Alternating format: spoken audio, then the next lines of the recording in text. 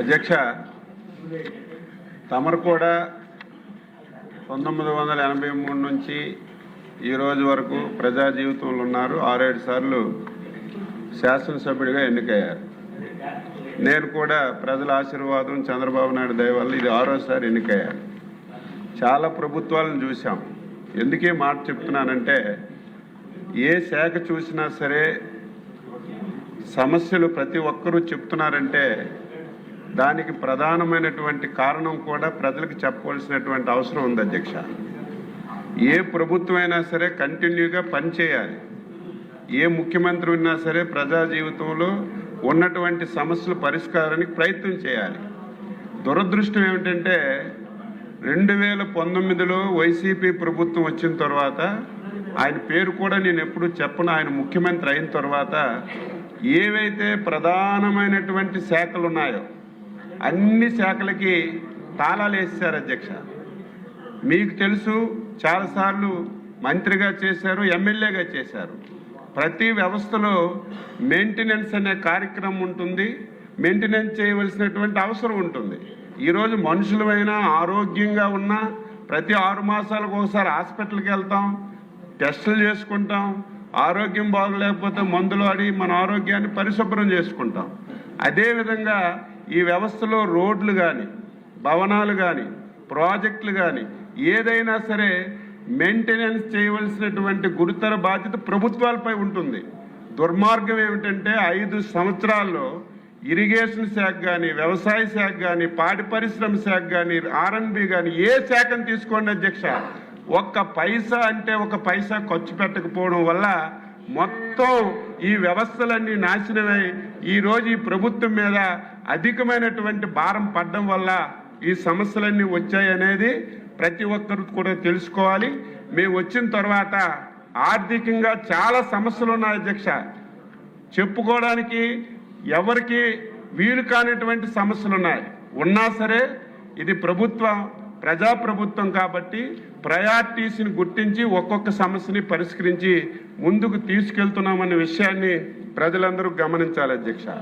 మొదటి ప్రశ్న పరికరాలు అధ్యక్ష. మా వెటర్నరీలో 4 రకాల హాస్పిటల్స్ ఉన్నాయి అధ్యక్ష.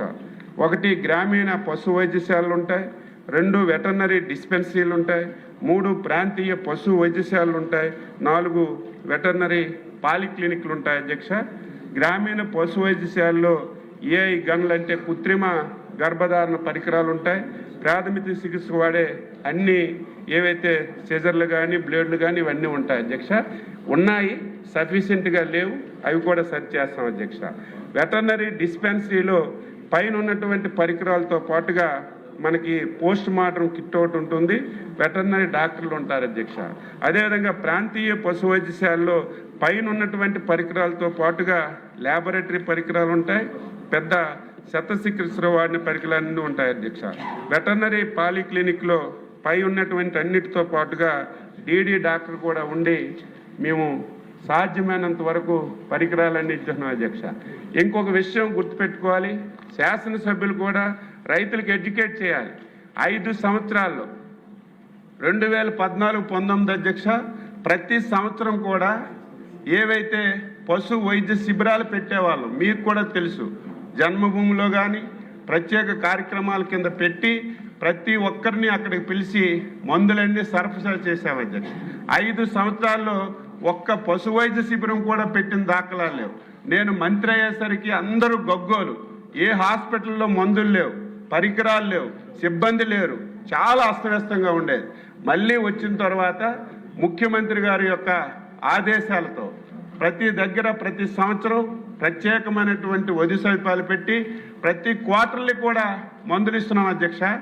రైతు సేవా కేంద్రాల్లో ఎక్కువ మంది వెళ్తున్నారని అక్కడ కూడా ప్రతి నెల 5,000-10,000 రూపాయలు కేటాయించి మందులు కూడా ఇస్తున్న విషయాన్ని ఈరోజు ఈ సందర్భంగా తెలియజేస్తున్నాను అధ్యక్ష.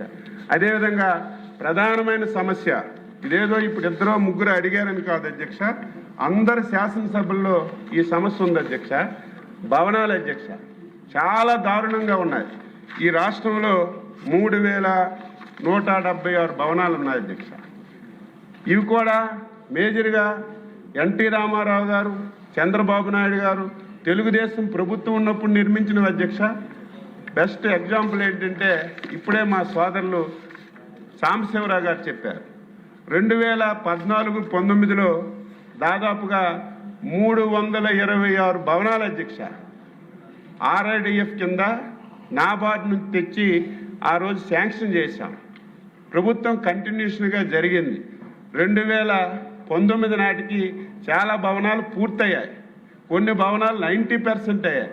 కొన్ని భవనాలు వైరింగ్ చేయలేదు. తర్వాత వచ్చిన ప్రభుత్వం దాన్ని పూర్తి చేస్తే 5 సంవత్సరాలు రైతులకి ఎంత ఉపయోగపడేవో మనందరం తెలుసుకోవాలి.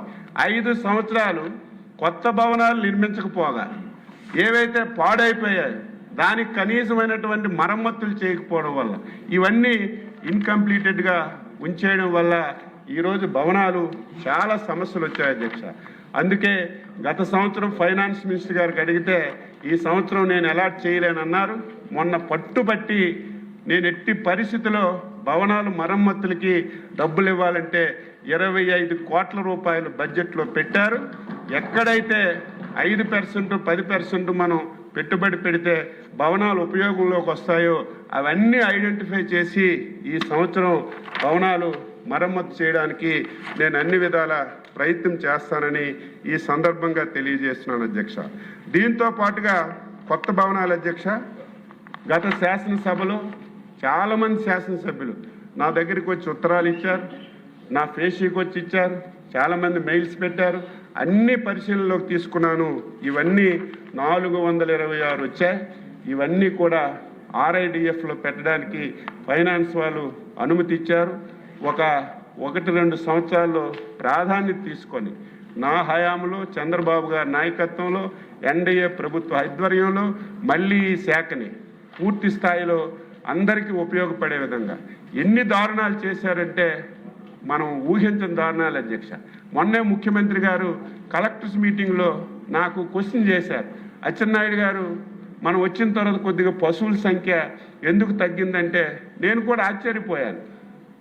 దీనికి కారణం ఏమిటంటే గత ప్రభుత్వం ఎవరైతే మహిళలకి డబ్బులు వేశారో ఆ డబ్బుల పేరుతో పశువులు కొన్నట్టుగా మొత్తం రికార్డులో రాశారు, కానీ ఒక్క పశువు కూడా కొనలేదు అధ్యక్ష. మొన్నే కేంద్ర ప్రభుత్వం జనాభా లెక్కలాగా పశువుల లెక్కలకి ఒక కార్యక్రమం తీసుకుంటే మొత్తం ఈ రాష్ట్రంలో ఎన్ని పశువులు ఉన్నాయి, ఎన్ని మేకలు ఉన్నాయి, ఎన్ని గొర్రెలు ఉన్నాయి, అన్ని లెక్కలు సరిగ్గా ఈ సమస్య వచ్చింది. నేను ఒకటే తెలియజేస్తున్నాను, మళ్ళీ శాఖని స్ట్రీమ్లైన్ చేశాం. ఈరోజు సిబ్బంది కూడా కొరత ఉంది. 2014-19లో చంద్రబాబు నాయకత్వంలో వెటర్నరీ డాక్టర్లు నోటిఫికేషన్ ఇచ్చి ఆ రోజు మళ్ళీ నియమించాం. మళ్ళీ మన ఆధ్వర్యంలోనే ఇప్పటికే నేను చాలా ఒత్తిడి చేస్తున్నాను. ఫైల్ అంతా సర్క్యులేట్ చేసాం, ఫైనాన్స్లో ఉంది. మినిస్టర్ గారికి కూడా చెప్పాను, చాలా సిబ్బంది కొరత ఉంది, చాలా సమస్యలు ఉన్నాయి. ఇది మీరు ఫేజ్ రిమాండ్కైనా రిక్రూట్మెంట్కి మీరు అవకాశం ఇవ్వండి అని చెప్పాను.